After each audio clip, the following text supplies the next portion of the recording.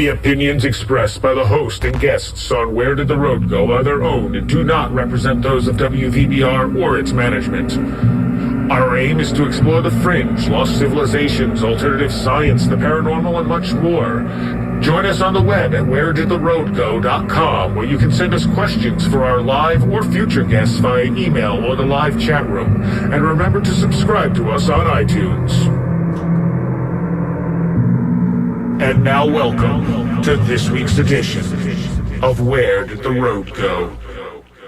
And this week on Where Did the Road Go, we have with us Mr. Robert Schoch, who is currently in Boston. Are you there, Robert? I am. I'm in Boston. Okay, that's what I thought. So, I really appreciate you doing this. I am a big fan of your work. Thank you. I actually just finished your latest book. Wonderful. Forgotten Civilization. Yes, and how many books do you have out total? Oh, boy, I don't know. Well, at least on this subject. Depends on how you count them, because some are more academic, some are anthologies, but about a dozen. Okay. When you count everything. But some of them are very, strictly scientific, technical. Right, and you are... I'm a faculty member at Boston University. I've been at Boston University since 1984 full-time, so a long time. And I received my PhD in geology and geophysics at Yale University. And this kind of gives you a head, you're a bit ahead of all the other researchers in this field, because most of them are not from an accredited university who are doing this work. Yeah, that's actually true. I certainly don't want to put anyone down, but in this field of what everyone wants to call it, alternative history, sort of non-traditional studies of ancient history, that type of thing, I'm one of the few, I'm the only one I can think of offhand, that's really involved in this, that is at a university that has a PhD in, applicable field, that type of thing. Again, I'm not trying to sound the wrong way, but... Oh, no. Your point is true. It makes it a little harder for the mainstream scientists to dismiss you, though. They can't just say, well, he doesn't have a degree, so what does he know? This is true. Can you talk a little bit about how you got involved in this alternative history field a little quickly, just for people who are not familiar with you? Yeah, I can do it. I'll try to do it quickly. I've actually always been interested in ancient history and archaeology and ancient cultures. I sort of have a very broad general background in some ways, going back to childhood. If people know what theosophy is, my grandmother, who's now deceased, she was a old-time theosophist. She had been a theosophist in Europe and brought that to America, and I actually was exposed to a lot of, shall we say, non-conventional ideas and concepts through her, even as a young child. I went to college at George Washington University. I got degrees in geology. I got another degree in anthropology because I was interested in so many things. Then I went to Yale University to get my PhD, and I got my PhD in geology and geophysics, along with a couple of masters in geology and in geophysics. Then I decided to stay in academia, and rather than get a job with an oil company or something like that, I went to Boston University, and I've been teaching full-time since then, since 1984 at Boston University, and I was a straightforward, should we say, academic geologist until about 1989 or so, and at that time, there was a fellow faculty member at Boston University who was an English professor, and he had spent time in Cairo, in Egypt, teaching at the American University in Cairo. And while he was there, he came to know a fellow that some of the listeners may know of, and that is John Anthony West, an independent Egyptologist. So John West had made friends with this English professor who was now teaching at Boston University. I had become friends with him, and something that John West had mentioned to the English professor was that he was actually looking for a geologist to help with his studies in ancient Egypt, and particularly to look at the Great Sphinx and reevaluate the Great Sphinx in terms of its age from a geological perspective. So in the late 1980s, I was introduced to John Anthony West. We sort of got along right away, and he has become a very close friend for the last, 24, 25 years. So he really got me re-involved in something I had loved as a child, and I've been doing it ever since now for over 20 years. Now, did you expect the reaction you got from the archaeological community when you came forth with your evidence on the dating of the Sphinx? No, I really didn't. I was naive. And just so everyone knows what we're talking about, the Sphinx is traditionally dated to about 2500 BC. That's the status quo Egyptological conventional point of view. It was built in the 4th dynasty, 2500 BC, by the pharaoh Khafra or Chephren. And I went over there first in 1990. My first actual trip to Egypt was 1990. I was evaluating it geologically. I did seismic studies around it to look at subsurface weathering, and I did a lot of research on it. And what I came to conclude was that the core body, the lion's body of the Sphinx, basically, was eroded not by wind and sand, as you expect in the Sahara Desert, but by water, by precipitation. It was not Nile flooding, I want to make that clear, but precipitation by rain beating down. So this immediately suggested that the body of the Sphinx was pre-Sahara, which means it's pre-3000 BC, and given the level of erosion, given the level of weathering, it had to go back at least several thousand years prior to 3000 BC. So I did this geologically. I felt very good data. I presented it at the Geological Society of America initially in 1991. My fellow geologists found it very fascinating. They virtually unanimously agreed with me. In fact, some of them said, look, it's so simple, it's so straightforward. Where were the Egyptologists? Why hadn't they noticed this before? And so, it actually made headlines at the time that, the Sphinx, at least the oldest portions of the Sphinx, go back much earlier. I just want to mention that the head has been recarved, so it's not the original head, but the oldest portions of the body go back much earlier.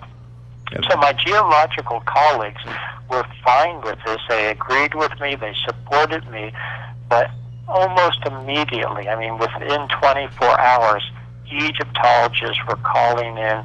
Reporters were talking about their research for the New York Times or the LA Times. They would then ask Egyptologists what they thought, and the reaction of the Egyptologists was absolutely the opposite from the geologists.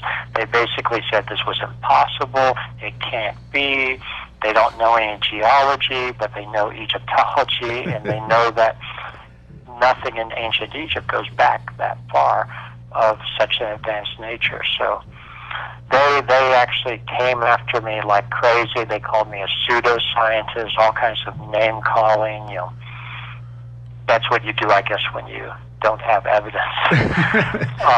And it got very bitter. It got very nasty, especially through the 1990s. And I was naive. I actually did not expect that. I thought that it was an interesting problem. I thought that I was giving essentially the Egyptologists more to work with, because I was not denying ancient dynastic Egypt. I was saying things go back further. Okay, so you've got even more to study, more interesting things, but they did not take it that way. And you have some great anecdotes in your book about this whole situation and some of the stuff that happened. And people will always say you can't date stone, but you basically did by checking out the erosion like a geologist can.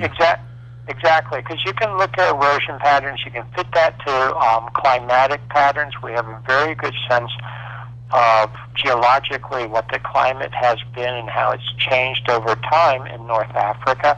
Also, we did seismic work. When I say we, Thomas DeBecchia, a geophysicist, and myself, did seismic work around the Sphinx. So we looked at subsurface weathering, not erosion, but subsurface mineralogical changes, that type of weathering. And you can calibrate that, as it weathers for a longer period of time, it goes deeper into the rock, and you can calibrate that. And we did that independently of the surface weathering, and came to the same results. And what do the Egyptologists base their dating on? They base it on context. That's really the simplest way to say it, because there are no records that explicitly state when the Sphinx was built or who built it. There is a granite stela that is from about 1400 BC that, when it was initially found, supposedly had the name of Khafre on it, but it was not clear what the context was, and some Egyptologists claim, well, that meant that Khafre built the Sphinx. Actually, what I think it meant, and I have good basis for this, is that Khafre actually dug the Sphinx out of the sand, as it's been dug out of the sand many times over the last 3,000 to 4,000 years. So they base it primarily, actually not primarily, solely on context. The Great Pyramid sits just to the north of the Sphinx, to the northwest of the Sphinx.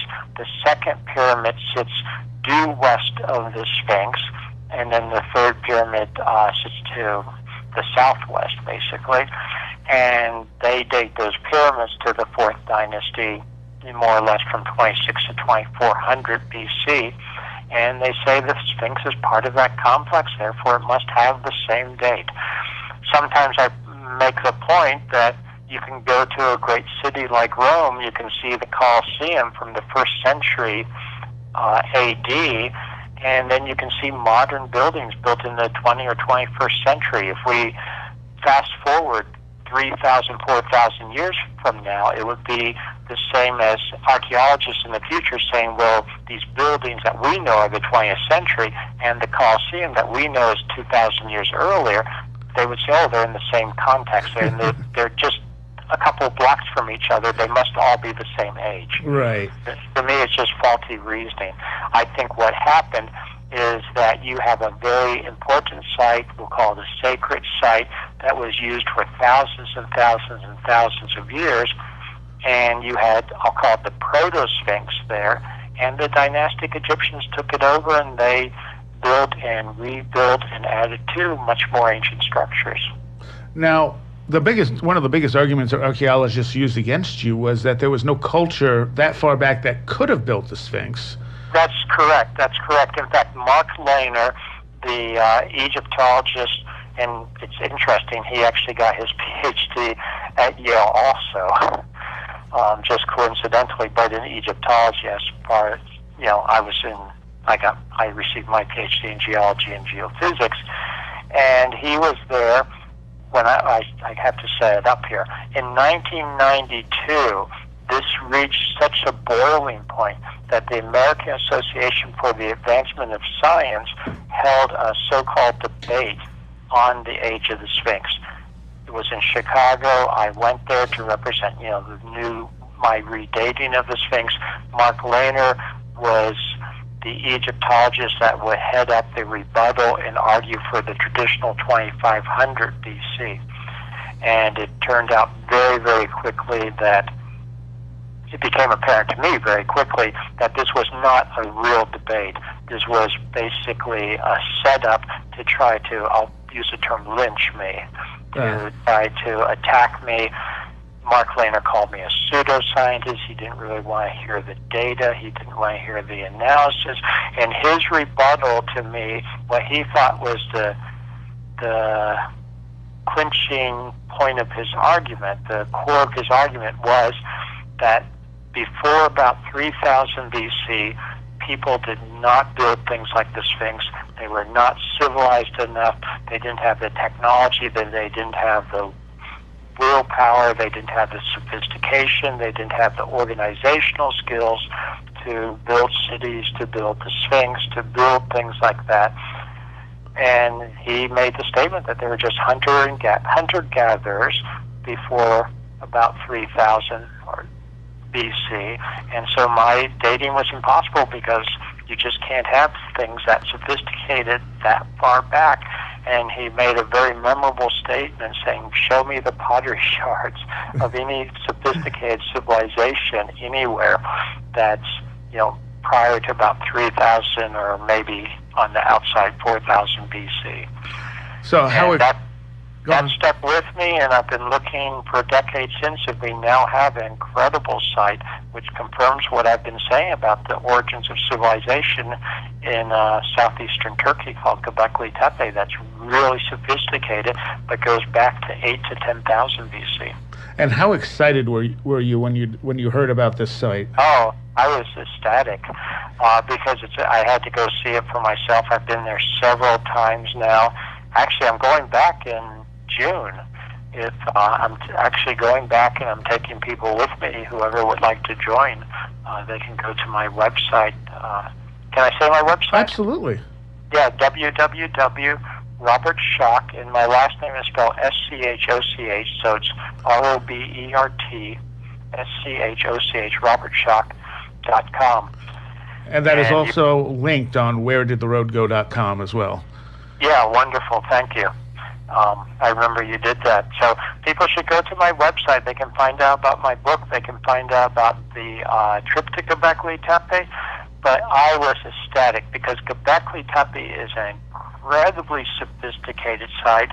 It consists of stone circles of monoliths, sort of like Stonehenge, but much more sophisticated than Stonehenge. Stonehenge itself is dated back to about 2,500 to maybe 3,000 BC, various parts of it. Göbekli Tepe is dated back to 8 to 10,000 BC, so more than twice as old as dynastic Egypt, as things like Stonehenge by conventional dating. And there's no question about Göbekli Tepe. This is not sort of New Age, not to sound the wrong way, but it's not New Age wishful thinking. It is being excavated by Herr Professor Dr. Klaus Schmidt of the German Archaeological Institute. I've talked to him about it. I've met with him on site. I've been there several times now to study it. I'm going back. And he is doing the most meticulous, thorough excavation you can imagine of the site. And he's got all kinds of good dates, radiocarbon dates, what we call in geology stratigraphic dating. So there's absolutely no question this is the real thing. The dates are good. And in answer to Mark Lehner all those years ago, here we have an even more sophisticated site than I could have imagined at an even earlier dating, at the end of the last ice age. And it's not, actually, for people who don't know, it's not that far away from Egypt. No, it's not. It's not. In fact, we know that the people back then, and we can reconstruct this from different stone objects, stone tools, and that type of thing, where geologically you can figure out the provenance, where certain stones are coming from, because all stones basically have their own signature, and they were trading back and forth. We're talking just if you think of the Middle East, or the southern portion, North Africa with Egypt, and just Göbekli Tepe, if people have a feel for the Middle East, is just above the Syrian-Turkey border, the modern border between Syria and Turkey. So they're not that far away. There's plenty of evidence. It's not, in my mind, an issue. There could have been cultural interaction, trade, that type of thing. Now, how big is the Göbekli Tepe site? Göbekli Tepe covers a very large area. It's acres and acres and acres. It consists of these Stonehenge-type circles of monoliths, and there are at least 20-some such circles, and each one is, I'm thinking in meters, 30, some of them are, 10 to 20 meters or so in diameter, so, you're talking 30 to 70 feet or so. So these are big things. The stones themselves, the monoliths are sort of key-shaped, and the largest that have been excavated so far are 5.5 meters or so tall, so think 18 feet or so. They weigh 10 to 15 tons, so these are not small stones that were carved out, they were moved, they were erected, as I said, in Stonehenge-like circles. And Klaus Schmidt has excavated the better portion of 4 of these circles. They're also known as enclosures. But seismically and from other remote sensing types of geophysics and preliminary shallow excavations he's done to expose the tops of some of them, there's at least 20 other circles. So it's a very large site. I also want to point out that unlike Stonehenge, these monoliths are beautifully carved. They have nice smooth surfaces. They're not just big rough-hewn blocks that were moved into place. And not only do they have smooth surfaces, but they have carvings on the surfaces. So they have animals carved in them. There's statues that have been found there. Stone statues have been found. Some of the monoliths have not only animals carved in relief on them, but and those animals vary from foxes to cattle to various birds. But some of the monoliths actually are anthropoid or humanoid. They have arms, they have beautiful hands, they have belts, they have loincloths on them. So they're actually huge statues, somewhat similar in many ways in terms of the certain stylistic features to the moai, the big heads and torsos on the Easter Island, interestingly enough. But they're very sophisticated. If one found them out of context, probably the typical archaeologist would have thought they were about 1000 BC rather than 8 to 10,000 BC. They're that sophisticated. They're that beautifully carved. Wow. Isn't there some theories that they might also have some sound interactions with them? Yes, there is. And one thing that's very interesting and adds to the level of sophistication is that these monoliths at Göbekli Tepe, no one really knows exactly to this day how they, what they were like when they were originally built. What I mean by that is that they're very tall. They're actually very tall and very thin, which is harder to carve than a big chunky monolith. And furthermore, they're set into the bedrock very shallowly, and they actually used a form of cement to cement them into the bedrock, but it's not a situation where they carved down, several meters into the bedrock and set them into place so they wouldn't fall over. They're set very shallowly, just a few inches in some cases. And there's a very good suggestion that they were meant to be sitting there and they could actually vibrate, and may have been like huge tuning forks initially, which is a very interesting concept, that they may have been actually generating sound or bouncing sound. And we know that in many cases, at least there's a hypothesis, which I think is a good hypothesis in many cases, certain ancient sites, and it may have included Göbekli Tepe, were meant to hum or resonate or produce sounds that would have an effect on the humans. Like on consciousness?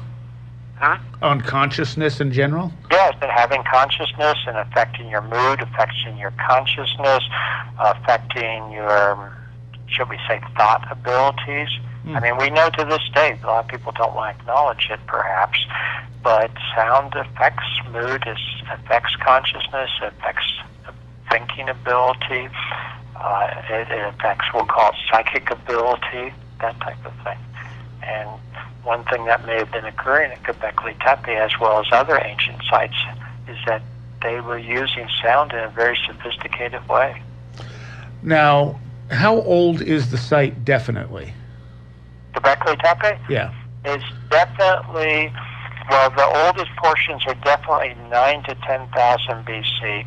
The entire site was purposefully buried by 8,000 BC.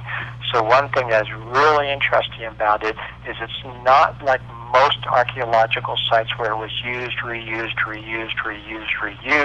because when that happens, of course, you know, the older portions get destroyed, they get damaged by the reuse, or many archaeological sites, instead of being reused for thousands of years, they're abandoned, but they're simply abandoned, they're left to the wind, they're left to the rain, and they're left to vandalism, and they slowly get filled over and covered over. So what archaeologists find is a bunch of ruins, ultimately.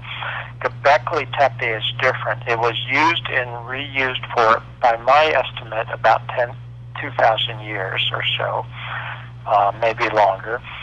But it was, and this is the important point, it was absolutely intentionally, and you can see that geologically. I looked at it with Professor Schmidt on site. It was intentionally buried by the people who were using it last, and this was by 8,000 BC. So the whole site was intentionally buried and covered up by 8,000 BC. Before they buried it, they even re-erected some of the pillars that looked like they had been knocked over. They put them into position, then buried the whole site under essentially a small artificial mountain. Which had been a lot of work. Serious about burying it. It was a lot of work. As Professor Schmidt said to me, every indication is the time and manpower, human power, and human hours that went into burying it may have been as much or more as it took to erect it in the first place. Now, how has mainstream archaeology been dealing with this? Because they can't just say it's a false reading, because they've accepted the dating on it. Yeah, they've accepted the dating, but it's very interesting. They haven't really accepted the implications of it. It's just starting to sort of work into their consciousness, and I've been following this and, you know, reading the technical literature and whatnot, and it's like they don't want to really accept it. They don't want to acknowledge the implications of it. They keep sort of downplaying it. Even Professor Schmidt, and I have great respect for him, but he calls it the world's first temple. And I don't mean to sound the wrong way. Temples are fine, but that's sort of in archaeology and status quo conventional archaeology. In some ways, when you call something a temple, you sort of dismiss it as having any real significance. More or less, it's sort of, they're those primitive guys that were building a, quote, temple, unquote, and it doesn't really, it sort of indicates a lack of sophistication in some ways, right, that they were just, you know, doing something primitive and worshiping a primitive god, blah, blah, blah. And it's also a way to label something when you don't really know what you're looking at. So they sort of, this is my impression, they sort of are begrudgingly admitting that it exists, but not wanting to follow through with the implications. And I think the implications are pretty straightforward, that it indicates that we had, you know, civilization, what anyone in their right mind, if I could say it that way, not to be nasty, would acknowledge as sophisticated civilization, quite advanced, at a very remote period, thousands of years before the standard story says civilization arose in Egypt and in Sumeria. You know, standard story is civilization rose about 3,000 to 4,000 BC at the earliest. Here we have a site that is the core of it, the major portion of it's 9,000 to 10,000 BC, and it didn't just spring from nowhere. There must have been predecessors. There must have been antecedents to it. Well, not only that, but don't most of these ancient cultures say that they go back to that time period? All the ancient cultures, and this is another thing, the arrogance, and I'll use that term, the arrogance of the modern classical, conventional status quo scholars and historians and archaeologists, it amazes me. And again, I don't want to sound nasty, but it amazes me. The Egyptologists, they spend their life studying the ancient Egyptians and the culture. This is the classic Egyptologists in modern times, yet they don't acknowledge what the Egyptians were saying about their own culture, about their own history, because the ancient Egyptians, like many of the classical, when I say classical, the last 5,000 years or so, ancient cultures, they would say that they came from a much earlier culture, that they were a re-emergence of civilization, not the first civilization. And modern scholars have always dismissed such stories as, oh, they were just the myths, the creation myths of the ancient people, not that they would have any real credence, not that they would have any real value. And I think that we're finding more and more that the classical ancients, were right, that they were not the first. They were, as I see it now, a reemergence of civilization after, I'll call it, the dark age of thousands of years. All right, we got to take a quick 45-second break, and we will be back with Robert Schoch in a minute.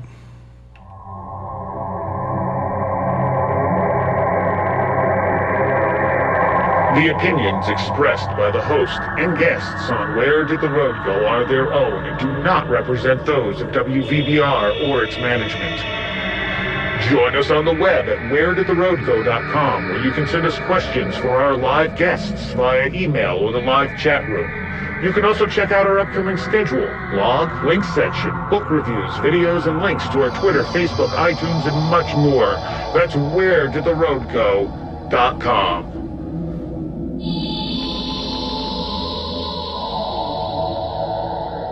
And our guest tonight on Where Did the Road Go is Robert Schoch, author of Forgotten Civilization. And when did that come out? That came out late 2012, so it's only been a few months now, because we're just into 2013, so it's very recent. All right. And one of the big issues you talk about in the book is how the sun may have been a factor in the end of the last ice age and the destruction of this ancient civilization.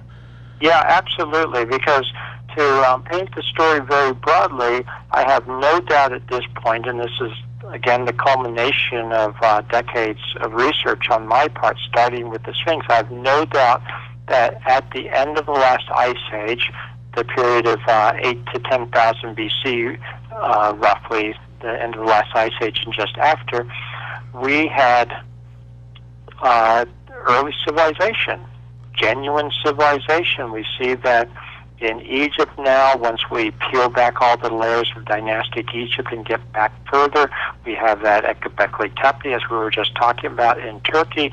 And what we have is that early civilization, but it gets knocked out, it gets wiped out. Even when I was Klaus Schmidt excavating Göbekli Tepe, he's made comments that, it was covered over, it was lost, the people disappeared, and there was nothing like it, nothing as sophisticated 1,000 years later.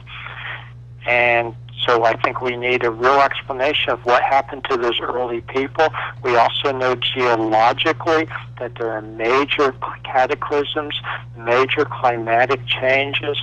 There was increased volcanic activity, earthquake activity at the end of the last ice age. The end of the last ice age is best dated to about 9,700 BC, based on, in my opinion, the best geological analyses of sediment cores, ice cores, that type of thing. And it has been a real mystery for a very long time. How do you get such dramatic climate changes over a very, very short period of time? And when I say short period of time, the ice core data in particular that's been developed in just the last 10 years indicates that you had dramatic climatic changes, incredibly dramatic, incredible melting of glaciers in a period of just 2 to 3 years, and that's simply, we say 2 to 3 years because you can't resolve it better than that, closer than that, in the sediment core data and the ice core data, but literally it could have been overnight or it could have been within just a couple of weeks. Either way, from a geologic point of view, that's incredibly fast. From a geologist's point of view, 100 years or 1,000 years is incredibly fast for major climate changes like that. But we know it's within just a couple of years.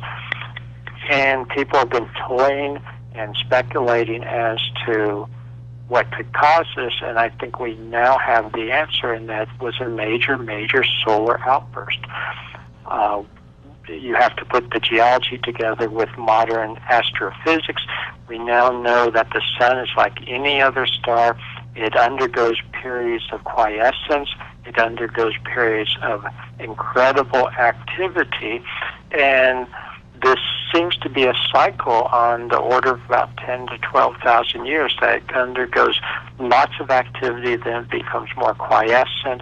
It seems to build up internal, I'll call it stresses and disequilibrium, and then it has to liberate those again, sort of the equivalent of volcanic activity, to use a Earth analogy, and undergoes periods of major, major solar outbursts, and then quiets down again. And it would take a massive solar outburst to melt ice caps the size of what we absolutely. had. We're talking incredibly massive, but all the indications are that that's what happened at the end of the last ice age. And when I say all the indications, we have the geology, we have cultural evidence, which we can get into, and we have isotope evidence, both from the Earth and actually from the Moon, also from lunar samples, that there was a major, major solar outburst at the end of the last ice age.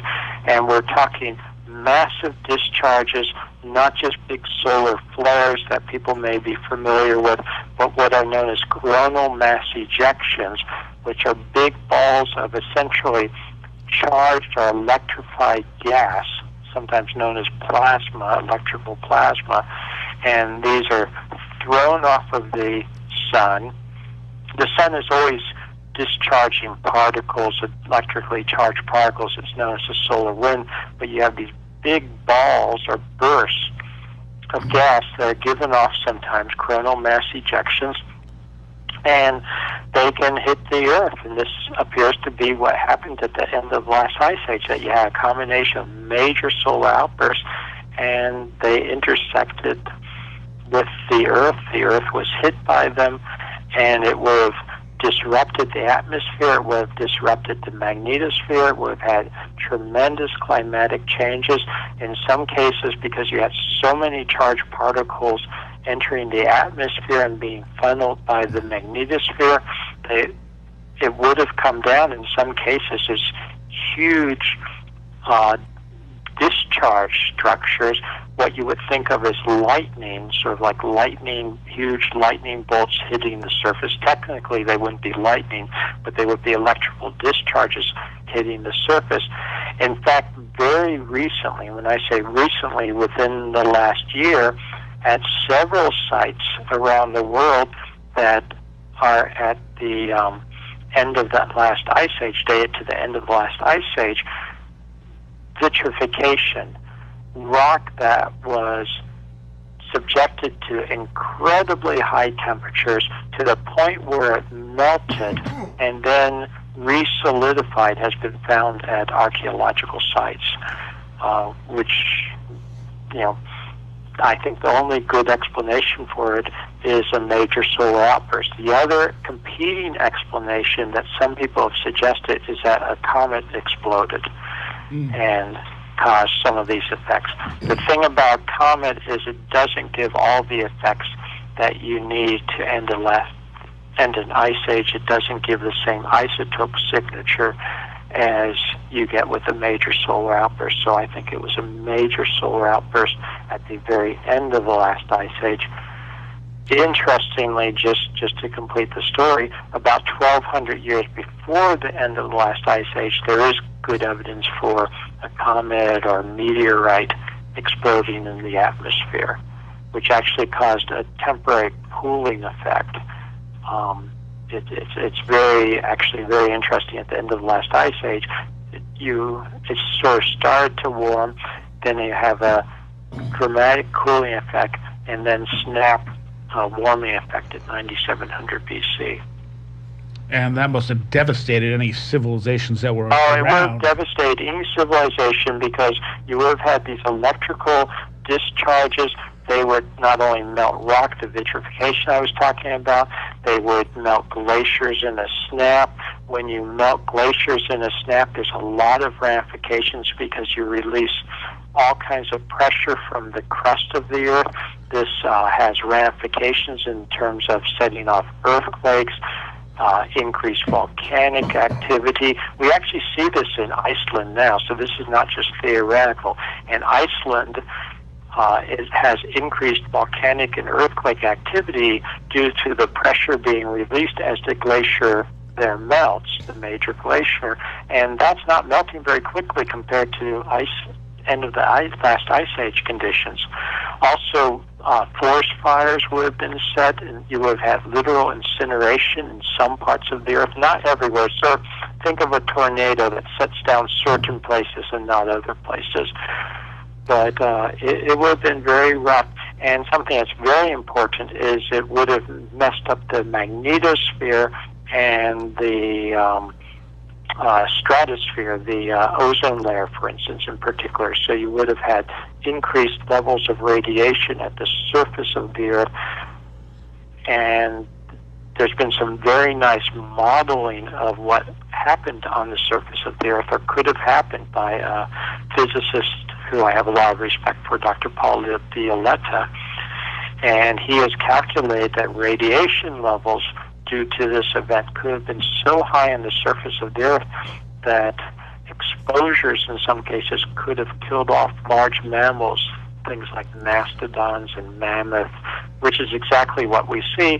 And another large mammal is humans. So humans could have suffered badly. The best way to escape it would be to go underground into natural caves, or to carve artificial shelters in stone, or into cliffs, that type of thing. And interestingly, some archaeologists have pointed out that at the end of the last ice age, inexplicably to them, people were going into caves and building underground, shelters. Well, you have underground cities in Turkey.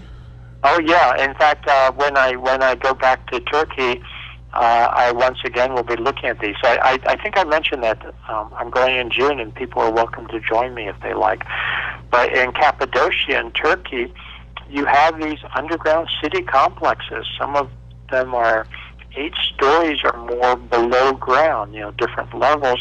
And I believe that this goes back, the earliest portions of them go back to the end of the last ice age. And people carried a remembrance of what happened for a very long time, thinking this could happen again, and it will happen again. And I also want to make the point that you don't just have one major solar outburst. You have one, then the sun sort of calms down, but then you have another one, so they sort of come in waves. So it's not like it wouldn't kill everyone and no one's left. It would come in waves, it would cause destruction. Sort of, I hate to use a war analogy, but sort of like an air, bombing raid. They come and they bomb, then they let up, but you learn, you make preparations for the next time. And don't the Hopi Indians also have a story of the ant people who saved them from this? Yes, the ant people saved them from this, and they have the legend that their ancestors emerged from below ground. In fact, more than one culture around the world has that legend that their ancestors lived in caves. I was on Easter Island recently. I've been to Easter Island with my wife a couple of times, and unsolicited, he had no clue where I was coming from. We weren't talking about this, but one of our guides talked about how one of the legends on Easter Island, or one of the ancestral stories, is that people lived in the caves on Easter Island. There are lots of caves on Easter Island. They're natural caves, but they were clearly used by the inhabitants because they've been modified, that type of thing. How the people had to live in caves for 1,000 years because conditions were so bad on the surface. Now, do you want to talk a little about the Rongo script and the connections here? Yeah, I would, because that ties right in. So I learned this story on Easter Island, which ties right in with what I've been talking about, and he had no clue I was interested in such things. And what we have on Easter Island, which is another piece of the puzzle, is the Rongo script. And the Rongo script is a sort of hieroglyphic script. That's how it's been described. And it sort of has these weird, we'll call them not exactly stick figures, but figures of humans and bird-headed, humanoid shapes, etc., etc. It turns out when you have a major solar outburst, major solar outburst, and we've not seen anything this major in recorded history. The closest we have is the Carrington event in 1859, which would have been orders of magnitude less than we're talking about for the end of the last ice age. But when you have a major solar outburst, you see configurations in the sky. People should think of the aurora borealis, the northern lights or the southern lights, aurora australis. When you have major solar outbursts with major electrical discharges, these structures, these things you see in the sky become more distinct. And a fellow at Los Alamos National Laboratory, Dr. Anthony Perrott, has done a lot of work modeling exactly what you would see in the sky during a major solar outburst. And what you would see could be interpreted, would look sort of like stick figures, humanoid stick figures, but with weird shapes, with sort of extra sort of dots on their sides. A lot of times they would take on sort of bird head shapes. You would also get what can be referred to as sort of donut shapes, cascading shapes, and this has to do with the electrical properties and how they're pinched, literally pinched by magnetic fields, that type of thing. And in fact, these have been seen during not a major solar outburst as we're talking about the last ice age, but the largest solar outburst in historical times, the Carrington event in 1859. People describe seeing just these types of figures.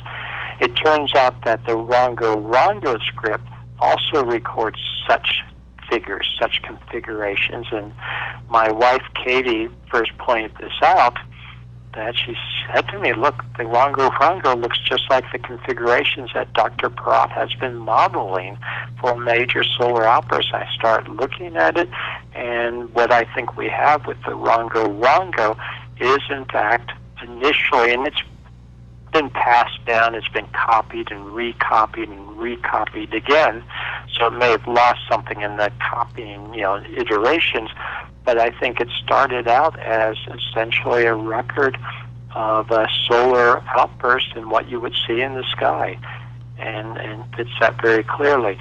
Likewise, the moai, the big heads and torsos on Easter Island, look up to the sky, and one of the traditional names for them and the island is eyes gazing at the sky. They have indigenous records of, something was happening in the sky. When the Europeans first asked the natives, the Easter Islanders, the Rapa Nui, about the Rongo and what it meant, they couldn't really explain it, but they pointed up to the sky and indicated it had something to do with the sky. So I think this starts to fit together, and Dr. Perrott has found similar types of figures, similar to the Rongo, around the world carved onto rocks.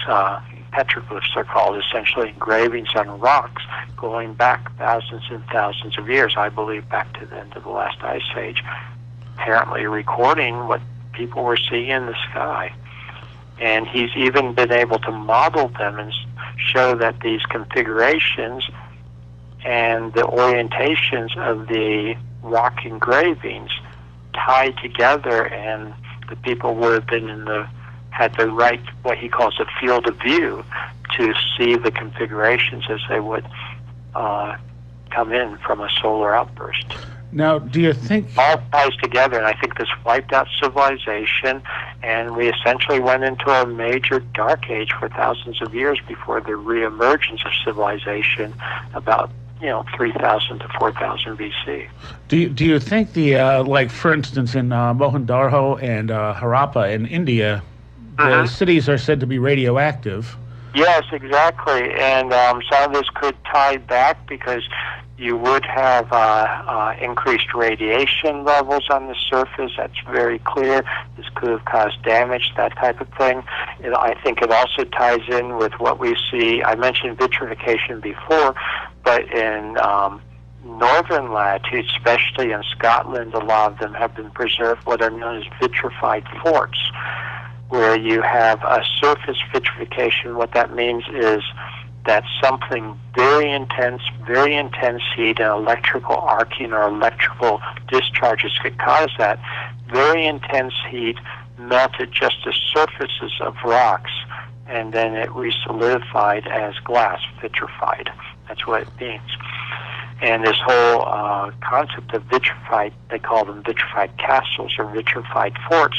I've looked at some of them, and you can see that they're vitrified. You can even reconstruct how whatever was causing it came from one side, came from one direction in the sky, and only caused certain surfaces to be vitrified. And getting back to what you were talking about, I think this could explain some of the radioactivity that you see in some cases at certain sites. Now, the sites in Scotland, though, wouldn't those be under the ice cap at the time that this solar outburst hit? No, not necessarily, because the glaciers did not spread evenly all over the surface. In some cases, they retreated. So in the UK, you had places that were exposed, that type of thing. So it wasn't it wasn't as widespread as some people think. You have to be careful with that. I see. Okay, that makes sense. Yeah. Yeah, because we think of the Ice Age, and the popular view is, the world is totally covered with ice. No, it wasn't totally covered with ice. It's just that the glaciers extended further. Well, now... the further latitudes than they do now. So it depends where you are and at what time in the Ice Age. And there's also the whole pole shift theory that because both Alaska and Siberia and Lesser Antarctica seem to be ice-free and fairly warm during the last ice age, people have proposed that the whole Earth had shifted. Yes, there's a lot of issues because there's a pole shift, there's a magnetic pole versus the actual spin axis, and then you also have to worry about timing, and are you talking the end of the last ice age, 9700 BC, or are you talking a previous ice age, because we had a whole series of ice ages? Right. And so, a lot of times, and I don't want to sound the wrong way, but I get frustrated with certain, how should we say, popular accounts that confuse what was happening, say, at the end of the last ice age with maybe what was happening, say, 30,000 BC, that type of thing, and they sort of lump it all together. Well, I think it gets very complex, unfortunately. Yeah, but that's real life. Randall Carlson had actually suggested that perhaps what caused the pole shift was the sudden melting of the ice from a solar outburst, and then and then shifted weight, that type of thing. Yeah, exactly. Which there could. I don't think we have a good handle right now on all the ramifications of major melting and major solar outbursts. Like I said, we've not experienced such a major solar outburst in historical times, although I hate to say it, we may well, because all the indications are that the sun is becoming very active now once again. I mentioned the Carrington event in 1859, which was really two coronal mass ejections, very moderate on a geological and astrophysical scale, but they hit the Earth. They caused major, we'll call it northern lights, aurora borealis, at very low latitudes, so people saw it even in Cuba, that type of thing, which they normally would not. It caused major changes in the magnetosphere and the electrical field of the Earth, the magnetic field of the Earth. It fried the telegraph lines at that time. If we had even the Carrington event now, it would be devastating to modern civilization.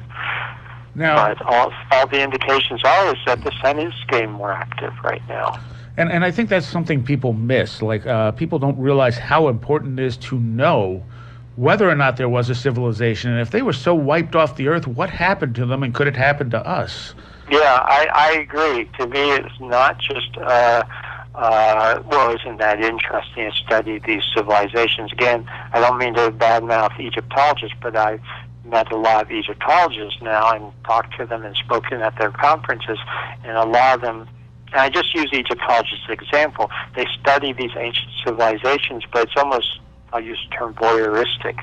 It's sort of, aren't they interesting, these primitive people, and it's sort of neat to study them, but of course we're so much smarter. We're not really going to learn anything from them. It's just sort of interesting to study their primitive ways. And I think that's very, wrong attitude, I don't think. And possibly dangerous.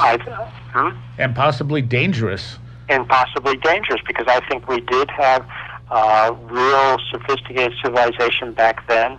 They were no dumber than us. They were different than us, maybe in their technology, and they were devastated by natural changes, by things that were happening in the sun and the effects on the earth, and they could not control it. And frankly, when it happens again, and I have no doubt as a geologist it will happen again, we're not going to be able to control it, and we are going to be ill-prepared if we don't start taking these things seriously. And not only will we be ill-prepared, and we could be utterly devastated as were those earlier civilizations, but we may actually be making ourselves more vulnerable by the day, by the hour, because we are so dependent on our electronics, GPS, everything from GPS, global positioning systems, to satellites for communication, to computers and phones and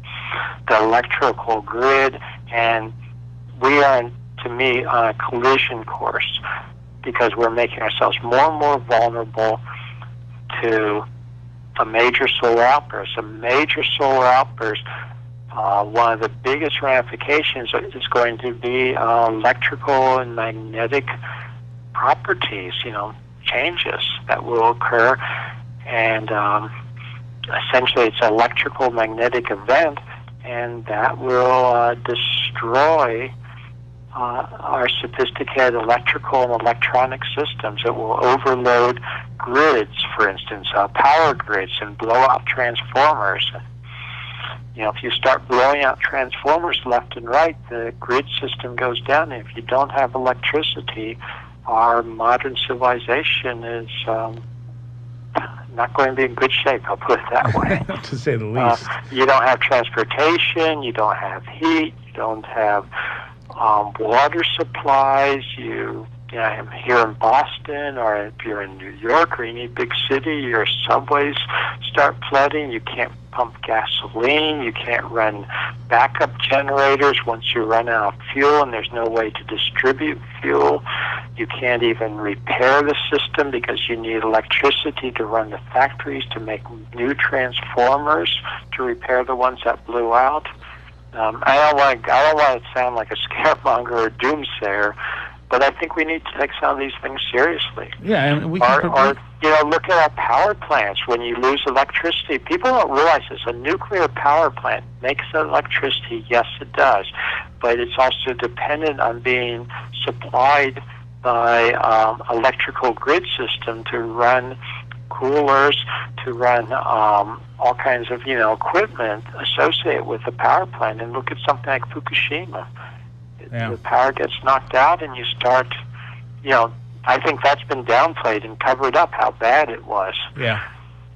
So, we've had a few good centuries. This is the way I see it as a geologist. We've had a few good centuries of very stable, relatively inactive sun, very stable conditions on the surface of the earth, geologically even, with not that many earthquakes and tsunamis and whatnot. We've just seen it really nice, calm times for a few centuries, and we as a civilization have sort of concluded, well, that's the way it always is, and that's not the case geologically or astrophysically. Now, Oh, you're on WVBR FM Ithaca. This is Where Did the Road Go? We're going to go a few extra minutes with Robert Schoch. I wanted to cover some of the stuff that you talk about in the last chapter of your book, which is kind of like the state of science and why some of these things are the way they are, why people aren't taking this stuff seriously where they need to. And as you said, when you got into this, you were kind of naive. You expected that if you followed the facts and presented the evidence, it would be accepted as it should be if science worked the way it does.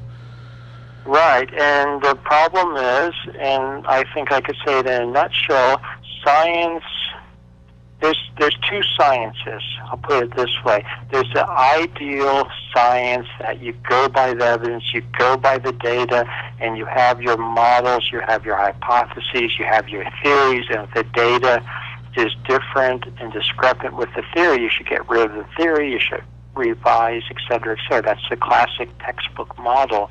The reality is that, of course, science is pursued by scientists. Scientists are human, and there's so much politics in science and academia in general, so much in the way of vested interest.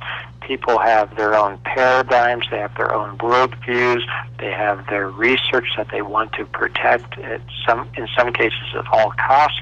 So inconvenient data that's anomalous, data that does not agree with their theory, data that does not agree with their paradigm, their worldview, their how they see the world, is often ignored or purposefully dismissed, just not acknowledged.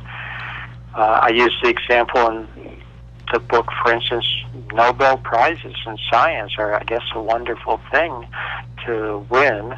I'd certainly love to win one, but on the other hand, when something wins a Nobel Prize, it becomes dogma. That theory becomes dogma. Well, how can you even question a theory or a quote discovery unquote when someone won a Nobel Prize for it? But in fact, people can win Nobel Prizes for things that are wrong.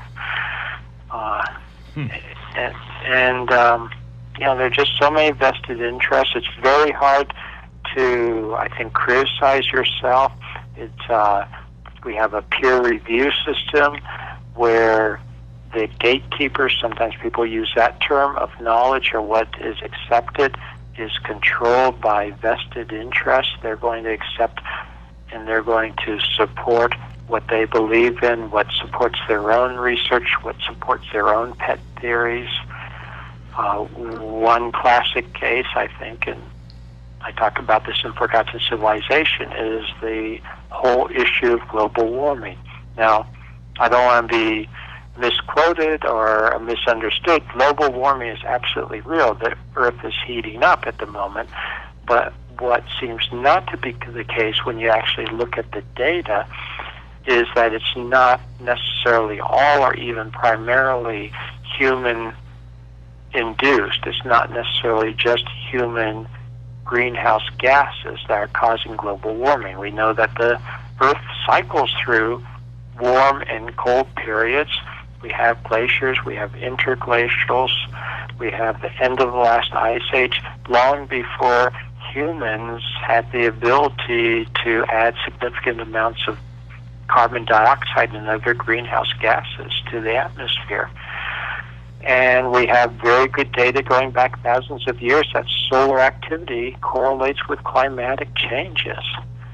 So there's something else going on. It's not just, and I don't want to badmouth anyone, but it's not just Al Gore's theory of human-induced global warming, even if he did win a Nobel Prize for that. And that's not to say we shouldn't clean up the planet, and we shouldn't. No. I want to say there are very good reasons to clean up the planet. I'm a geologist. I know very strongly. I mean, we should not be using fossil fuels as we are. And there are other reasons besides global warming. There are limited supplies. They're causing major pollution otherwise. They're just bad all around. So there's every reason. And in fact, the data indicates that the human component, there is a human component to global warming. which has really kicked in since the 1980s or so. But that is not the whole story. That's maybe 20, 30% of the story. It's not 100% as some people would have you believe. And to say what I'm saying right now, if I weren't tenured, they might use that as a reason not to tenure me. And to say what I'm saying, certain people with vested interest, and this gets back to it, if they have a huge multi-million-dollar grant to study global warming, and they come out with the conclusion, well, it's not primarily human-induced, they run the risk of losing their job, losing their grant, because they're saying they're going against what the standard paradigm is, and it's actually a multi-billion, even multi-trillion-dollar industry right now supporting human-induced global warming and the ramifications, which has all kinds of economic implications of what we should be doing. So again, my point is not to pick on that particular subject, but there are lots of vested interests. There are lots of economic interests in certain paradigms, in certain worldviews, in certain, promoting certain theories and dismissing other theories. Well, and that's probably kind of the bee's nest you disturbed in Egypt, where they have their set theories, their set ideas, and you basically came in and said, hey, you're wrong. Yeah, that's exactly it. I mean, people don't like being told they're wrong. They don't like it, and I learned this the hard way. They don't like the suggestion that maybe what they've believed all along, what they've written lots of papers about, what they've put into print, and that's the ultimate in academia. Mm-hmm. That it could be wrong, and that they may have to retract it. They may have to change their mind. That they may have to revise, what they had, using the colloquialism, set in stone. And right. They don't want to hear that. Plus, you have to have like a political issue there too, where Egypt doesn't want to be told that maybe Egyptians didn't make the Sphinx. Yes, that's the other thing. When I first came out with this, for instance, Zahi Hawass, he's now out of power but still in Egypt. He was in charge of antiquities in Egypt in the Mubarak regime. He made all kinds of nasty comments about how I was stealing Egypt from the Egyptians. He charged me. He didn't think I'd ever find out about this because he did it in Arabic in the Arabic newspapers. He said I was, I forget, something like a Zionist agent working for Israel trying to destroy Egyptian history and stuff like that. And it got very, very nasty. And of course, that's not the case at all. And I thought, as I think I said before, I thought I was just giving them more history. Right, right. Well, that's because I was extending their history. I wasn't stealing anything. I was giving them more, not less. But you upset a paradigm that they had been set on for, a century. Exactly. So I upset their paradigm for the classical Egyptologist, and then it also gets more involved because you get some people who, in Egypt, and I'm not saying anything bad about Muslims or Islam, but they frankly don't care about anything before Muhammad. And just like in America, we have lots of people who, you find an ancient Indian Native American burial mound, a lot of people in America couldn't care less. They say bulldoze it over and build a shopping mall. Right. And you have the same attitude in Egypt, and so it only makes matters worse when you say, no, not only do we have ancient Egyptian stuff, but this goes back even further. It's even more important, and that's the last thing they want to hear in some cases from a very pragmatic point of view. Right. They get rid of, I've had Egyptians tell me, I had a PhD Egyptian tell me once that he thought the best thing to do with the pyramids would be to just rip them apart and build a huge air-conditioned mall there like they have in Dubai and, attract business. Wow. I know. And that's the guy with the PhD. Do you ever look at the way we've treated these ancient monuments and ancient sites over the years and just think that we're just like stupid children who don't understand what we're dealing with? Oh, I think that's very much the case. I've more and more come to that conclusion that We are literally kids. We're literally children. And this sort of reminds me, I think I have the quote in Plato, but how, humanity has gone through these cycles before, and every time we start to learn, we start to figure out what happens, we get wiped out and we get knocked back. So we sort of become children again. And yeah, I think we really misinterpret. We don't give enough credit to the earlier, we'll call it cycles of civilization, just how sophisticated they were. Think of our civilization. If everything gets wiped out, incinerated, destroyed, and all you have is a few fragments here and there of some buildings and a little bit of hardware that you don't really know how to interpret. What 10,000 years from now, what would people make of it? Right. They would have no context for it. They'd have no context. They'd have no clue. And, every building, I guess, that was big, they would call temple. Now, you've done work, you've done some research on psychic phenomenon. Yeah. And you've shown that also correlates with the sun. That is true. Psychic phenomena correlate with the sun, and what's significant is it correlates with the sun. It correlates with geomagnetic patterns, which are the sun affects. So you get different psychic phenomena very strongly associated with basically the geomagnetic field that you have on the Earth, which is really interesting because, of course, the whole business of psychic phenomena, things like telepathy, telepathic communication, I'll just use a general term, clairvoyance, that type of thing, is, among scholars of a traditional ilk, classic academics, they don't even talk about this. They just dismiss it outright. They won't even look at the evidence for it. So I think it's even more important because you have over 100 years of well-documented incidents of psychic nature, should we say, and very careful studies in a couple of cases have been done of when these occurred, where they were occurring, that type of thing, and then you can independently look at the solar activity, the geomagnetic activity, and see if there's a correlation or not. And in fact, there's a very, very strong, robust correlation, which to me has real implications, not only for mechanism or influence on psychic phenomena, but for the reality of the psychic phenomena themselves, because it's very hard to argue that for over 100 years people have been faking this and making it up, and somehow there's been this huge conspiracy that they would always have certain types of psychic phenomena when the geomagnetic field was of a certain nature. Do you see what I'm saying? Oh, yeah, absolutely. I mean, it just doesn't make any sense. Then the only thing that makes sense is, yes, these phenomena are real, and they correlate with other natural phenomena, which, if you're willing to be open-minded and think about logically, that makes a lot of sense. We are influenced by our environment. We're influenced by the electrical fields around us, the geomagnetic fields around us, and we are essentially electrical beings. That's how our cells work. That's how our hardware, I'll call it that way, works.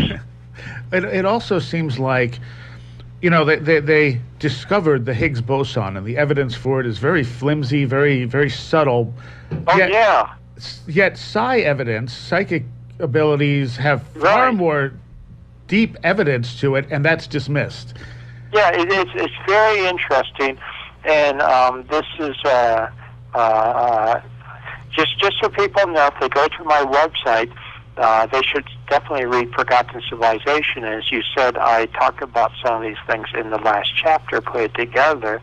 But I've done a lot of research on parapsychology, psi phenomena. I actually did an anthology and commentary called The Parapsychology Revolution. And it's very interesting. I want to make two quick points. One is that the evidence for psi, the evidence for psychic phenomena, is very strong, very consistent, very robust, including both anecdotal evidence, but anecdotal evidence is evidence, and a lot of it is very well documented. It's just like volcanoes, you could call anecdotal evidence. You can't get a volcano to erupt on command, but when they erupt, they're definitely erupting, and you can measure that, you can study that. Or a meteorite falling out of the atmosphere, falling into the atmosphere, falling from outer space. You can't do that in the lab. You can't reproduce that, and you can't just snap your fingers and say, I want a meteorite to fall now. So that's also anecdotal evidence, but it's still real evidence. A lot of people don't realize that. But when you look at the evidence for psi, both natural evidence or anecdotal evidence and laboratory studies, it's very robust. And when you have studies, for instance, of a new medicine for heart attacks or to ward off this or that disease, often they will find that it has a small but persistent or perceptible effect, and they will say it's a huge breakthrough because it reduces heart attacks by 20% or something like that in a study of 10,000 people. And when you have a study of psi or psychic phenomena, often you have results that are much stronger, much more robust, yet they will dismiss them as, it's such a small effect, it doesn't really count for anything, can't really be real. And there you have your paradigms playing into effect, because it's hypocritical. It's a double standard. Stronger evidence for psi phenomena will be dismissed than much weaker evidence for some new drug that someone wants to put on the market. The other thing I wanted to mention, just historically, it's interesting. A lot of the very sophisticated statistical techniques that are used in science nowadays, used in medicine, used in all kinds of studies and analyses, actually originated with the study of psychic phenomena in the 19th, early 20th century, where they realized the early students of the phenomenon, some of whom were Nobel Prize winners, like Richer, who was a physiologist and Nobel Prize winner, and devoted much of his energy in the early 20th century to the study of psychic phenomena. They realized that some of these effects are subtle but persistent, and you need really good statistical analysis to make the case for them. And they developed a lot of modern statistics that is accepted for everything else now than the very phenomena they were developed initially to study. Wow. All right. Again, I think it shows people's paradigms and worldviews and what irrationally, I would say, they are unwilling to study just because it doesn't match their worldview. And they just don't want to accept it. And that's not how science is supposed to work. No, it's not at all. I mean, you're supposed to be objective, but I'll tell you, most scientists I know, they're not. They're objective within a certain realm, and after that, all their own biases kick in. All right. Well, give your website one more time so people can check out your stuff. Yep, it's www.robertschoch, and that's spelled RobertSchoch.com. And I hope people will go there. You'll see links to my latest book and my other books. And if anyone's interested in joining me on a fantastic trip to Turkey in June, I also have a link to that. And what are the dates on that? That is June, off the top of my head, June 15th through 28th. Yeah, June 15th through 28th. And you'll be going, where will you be going on the whole tour? In Turkey? Yeah. We start in Istanbul, and Istanbul is, old Constantinople, Byzantium, and we'll spend a day or two in Istanbul, get ourselves oriented, see the sights there, which is incredible, and then we travel by bus. We travel as a group by bus through Turkey, working our way east all the way to Urfa And Göbekli Tepe, the site I was talking about, is just outside of Urfa. And Urfa, as a side note, goes back to Bible times. It's actually the city where the patriarch Abraham, of really the founder, in some ways a founding figure for Judaism, Islam, and Christianity, he came from Urfa. In southeastern Turkey. And Göbekli Tepe, this incredible site, 8 to 10,000 BC, is about a 20-minute drive outside of Urfa. So we go from Istanbul to Urfa and everything in between. We look at a number of ancient sites. We do everything from Greco-Roman sites like Ephesus. We look at ancient Troy, the genuine ancient Troy. We go into Cappadocia, and we see the underground cities, that type of thing. We actually will take balloon rides over Cappadocia to see it from the air, which is an incredible experience. If you've never done that, everyone has to do that at some point. We'll take a boat ride up some of the rivers, because there are certain ancient sites that you have to take a boat up to. Some of them are actually underwater, and you can see it from the boat under the crystal clear water. We'll go to a place called Çatalhöyük, which very few people get to go to, which is about 7,000 BC. Wow. I don't know, there's just so much. Yeah. But it's really sort of a trip back in time, and also for those that are interested, and I've had 100% interest on previous trips, I give sort of talks and lectures along the way to put everything into context so people understand what they're seeing and how it ties in with this new picture of, pushing civilization and what we know back in time. All right. Again, I have one more question for you before I let you go. Sure. When you started all of this, could you have imagined where you were going to end up at this point? No, I really didn't. I was naive once again. And, when I first went to Egypt with John Anthony West, I thought, this will be nice. I'll go on a little excursion to Egypt. It'll be my one and only time to Egypt. I didn't think I'd be going back and back and back and back, and then expanding to all kinds of other countries, looking at the origins of ancient civilization. So no, it's been a real journey. Regret a minute of it? No, not at all. Not at all. I don't even regret the times I was called a pseudoscientist and people were spitting in my face, literally. And now sometimes people say to me, and this shows, I don't want to sound the wrong way, but how naive some people can be, or they don't understand the infighting of academia. I've had more than one person say to me, independently of each other, well, now that, everything's established, you really made the case for the Sphinx. We now have the confirmation with Göbekli Tepe.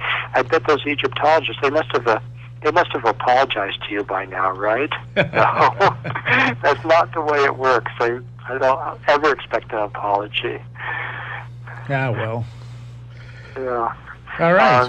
All I can expect, the best I can expect, is a begrudging, no longer calling me names. All right. Well, thank you so much, and thank you for going a little longer with us. Oh, no problem. It's my pleasure. And we're going to end things off with some Psyche Corporation and then right into the last exit for the Lost. Come in. Do you read me? Do you understand the numbers pouring over your connection? To perfection, 5, 8, 3. Have you heard the singing soaking into our transmission? 21, 34, 55, 89, 144. Whence came this dream that hugs my mind? Behind a curtain, outside of time. Can you hear the ballet it plays, the whirring of the world? Can you hear the ballet it plays, the whirring of the world? Can you hear the ballet it